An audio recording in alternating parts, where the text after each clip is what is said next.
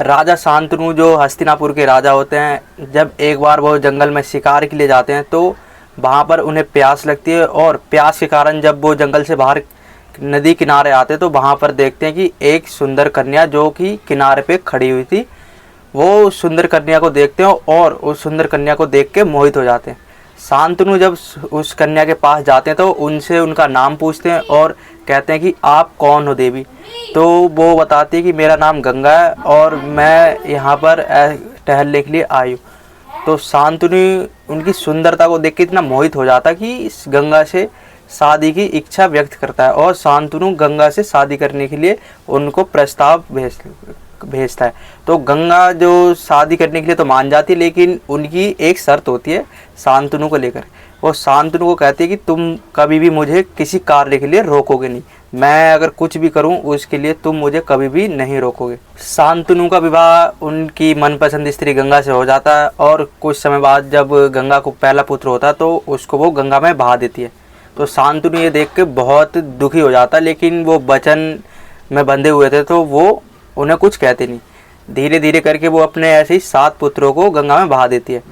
जब 8वां पुत्र होता गंगा को, तो गंगा जब 8वें पुत्र को बहाने जाती है तो शांतनु से ये देखा नहीं जाता, और वो अपने वचन को तोड़ते हुए गंगा से कहते हैं कि तुम इस पुत्र को नहीं बहाओगी। तो गंगा को जब ये कहते हैं शांतनु, तो गंगा कहती है कि तुमने मेरी बात नहीं मानी, तुमने शर्त को तोड़ा है और अब मैं छोड़कर आपको जा रही हूँ। वो शांतनु को छोड़कर चली जाती है, और जो 8वां पुत्र होता है जिसका नाम भीष्म पितामह के नाम से जाना जाता है, भीष्म को वो शांतनु को दे के चली जाती है, और वहाँ से भीष्म को फिर शांतनु अकेले ही मिलके पालते पोसते हैं और उनको बड़ा करते हैं। गंगा क्योंकि उन्हें उनकी शर्त की वजह से छोड़ जाती है, इसलिए भीष्म को कभी माँ का प्यार नहीं मिलता है। पितामह भीष्म जिनका उपनाम देवव्रत भी था, कहा जाता है कि जब पितामह भीष्म धीरे धीरे बड़े हुए और उन्होंने शिक्षा ली तो कहा जाता है कि उनके कई गुरु थे। कहा जाता है कि ऋषि विशिष्ट थे, उन्होंने वेदों और शास्त्रों का ज्ञान लिया था, और वहीं दूसरी तरफ भगवान परशुराम जी से उन्होंने धनुर्विद्या और शास्त्रों का ज्ञान लिया था। परशुराम जी ने उन्हें इस तरीके से धनुर्विद्या का ज्ञान दिया था कि वो किसी परिस्थिति में भी किसी भी योद्धा से लड़ सकते हैं। और वहीं दूसरी तरफ देखा जाए तो बृहस्पति और गुरु शुक्राचार्य ने भी उन्हें शास्त्रों का अध्ययन करवाया था। अब जब गंगा पुत्र भीष्म धीरे धीरे करके बड़े होते हैं तो जो उनके पिता होते हैं शांतनु जब गंगा जी उन्हें छोड़ के चली जाती है तो उन्हें अकेलापन महसूस होता है। तो वो उन्हें एक कन्या पसंद आती है जिसका नाम होता है सत्यवती। अब सत्यवती से शांतनु विवाह करना चाहते थे, लेकिन सत्यवती के पिता की शांतनु के लिए एक शर्त थी कि जो आने वाला समय होगा उसमें हस्तिनापुर का जो सम्राट बनेगा वो मेरी ही पुत्री का पुत्र होगा।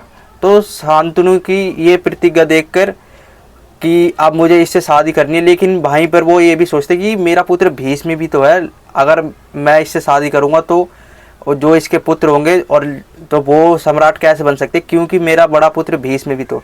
लेकिन भीष्म जब अपने पिता की ये बात सुनता है कि उन्हें सत्यवती से शादी करनी है और सत्यवती के पिता ने शांतनु के आगे ये चीज़ की शर्त रखी है, तो भीष्म वहीं से अपने आप को ब्रह्मचारी बना लेता है और सदा ही ब्रह्मचारी का वचन ले लेते हैं कि मैं सदा ब्रह्मचारी रहूँगा और आगे कभी शादी नहीं करूँगा और कभी भी हस्तिनापुर के सिंहासन पर नहीं बैठूँगा।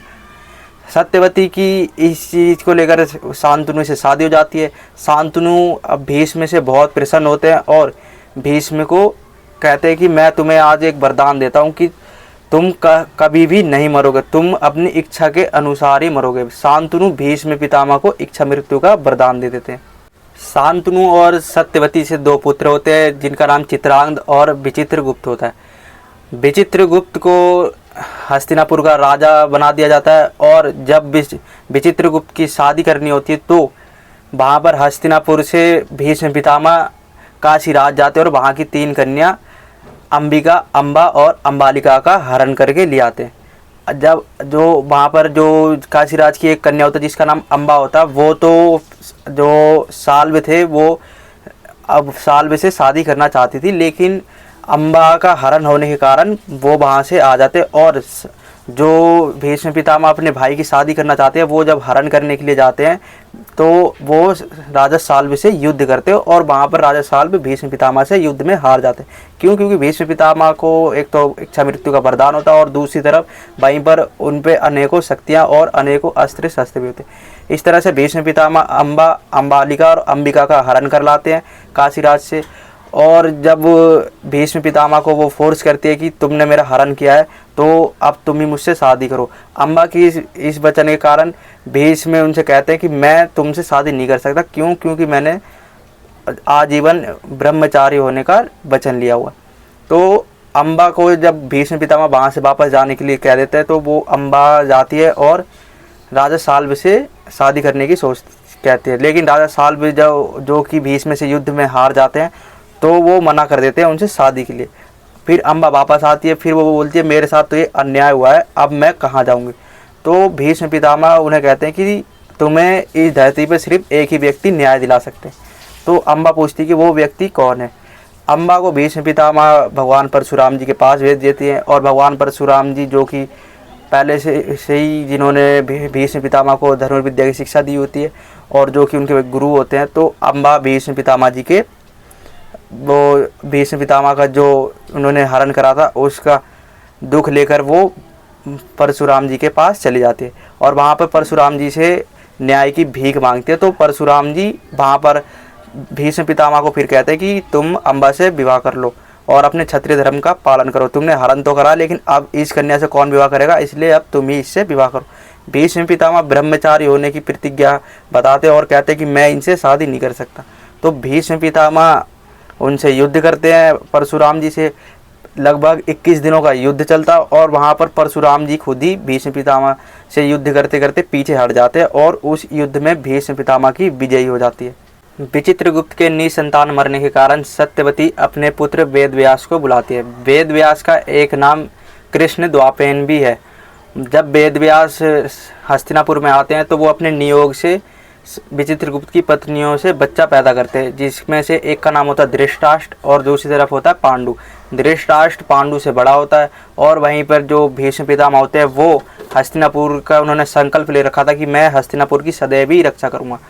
भीष्म पितामह पांडु और धृतराष्ट्र को अच्छी शिक्षा देते हैं और दूसरी तरफ देखा जाए तो उनके पुत्रों को भी, जो उनकी संतानें थी, जो कौरव और पांडु थे, उनको भी अच्छी शिक्षा देते हैं और उन्हें भी आगे चल के हस्तिनापुर की रक्षा करने के निर्णय सौंप देते कि आगे से अब तुम ही हस्तिनापुर की रक्षा करना।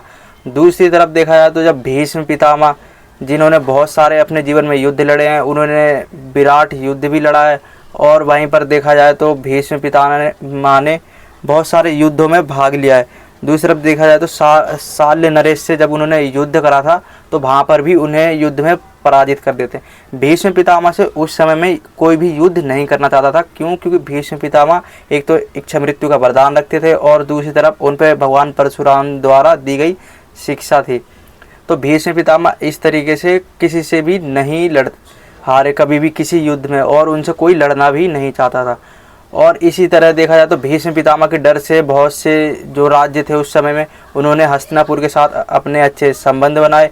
वहीं देखा जाए जब भीष्म पितामह को लगा कि अब दुर्योधन आगे चल के बहुत गलत करने वाला है, जब वो भीष्म पितामह की आंखों के सामने द्रौपदी का चीरहरण करते तो वहाँ पर भी भीष्म पितामह उन्हें मना करते हैं, लेकिन वहाँ पर वो भीष्म पितामह की बात नहीं मानता और जब वो कहता कि मैं चीरहरण सिर्फ एक ही बात पर रोक सकता हूँ कि जितने भी सभा में जो भी बैठे हुए हैं वो सारे ही युद्ध में आगे चलकर मेरा साथ दें। भीष्म पितामह दुर्योधन की बात मान लेते हैं और वहीं देखा जाए तो भीष्म पितामह दुर्योधन की तरफ से कौरवों की तरफ से पांडवों से लड़ता है। भीष्म पितामह जो कि भीष्म अम्बा जो उस समय में थी वो उसकी मृत्यु हो जाती है और वहीं पर दूसरी तरफ वो पांचाल नरेश के यहाँ पे जन्म लेती है, जिसका नाम होता है शिखंडिनी। शिखंडिनी जो कि पूर्व जन्म में अम्बा थी, उसे अपनी स्मृतियाँ याद थी पुरानी कि कैसे भीष्म ने उसका हरण किया था और शादी करने से मना कर दिया था और कैसे उसकी आगे चलकर मृत्यु हो गई। तो जो शिखंडिनी होती वो भीष्म की शुरुआत से ही दुश्मन होती है कि मैं अपना बदला लूँगी भीष्म से और मैं इसे मार कर रहूँगी। जब महाभारत का युद्ध होता है तो वहाँ पर अर्जुन के आगे शिखंडिनी आ जाती है, सामने खड़े होकर अर्जुन को बोलती कि अब तुम इस पर बाण चलाओ। और वहीं पर जो भीष्म पितामह होते हैं उन्होंने संकल्प लिया होता कि मैं कभी स्त्रियों पर बाण नहीं चलाऊंगा, उनसे युद्ध नहीं करूंगा। तो वो अपना धनुष छोड़ देते हो। और वहीं दूसरी तरफ देखा जाए तो जो अर्जुन होता है उनको अर्जुन भीष्म पितामह को बाण की सैया पर लेटा देते। 58 दिन की बाण सैया पर लेटने के बाद भीष्म पितामह की मृत्यु हो जाती है। और जिस दिन भीष्म पितामह की मृत्यु होती है उस दिन सूर्य उत्तरायण माघ शुक्ल अष्टमी का दिन होता है और इस दिन भीष्म पितामह की मृत्यु हो जाती है। भीष्म पितामह ने जिन्होंने अपने जीवन में बहुत सारे युद्ध लड़े, सिर्फ अपनी एक गलती की वजह से वो मारे गए। जो गलती थी, उन्होंने अम्बा से शादी नहीं करी। क्यों? क्योंकि वो वचन में बंधे हुए थे कि मैं आजीवन ब्रह्मचारी रहूँगा। और आगे चलकर वही अम्बा शिखंडिनी का रूप लेती है और भीष्म पितामह का मृत्यु का कारण बनती है। भीष्म पितामह ने देखा जाए तो पांडवों की बहुत सी सेना को भी मार दिया था और इसी को देखते हुए श्री कृष्ण भी उन पर गुस्सा हो जाते हैं और वो भी रणभूमि में उतर आते हैं भीष्म पितामह का वध करने के लिए। इस तरह देखा जाए तो भीष्म पितामह जो थे उस समय में सबसे शक्तिशाली योद्धाओं में एक थे और भीष्म पितामह का शिखंडिनी की वजह से मृत्यु हो जाती है और भीष्म पितामह इस तरीके से स्वर्ग की ओर चले जाते हैं।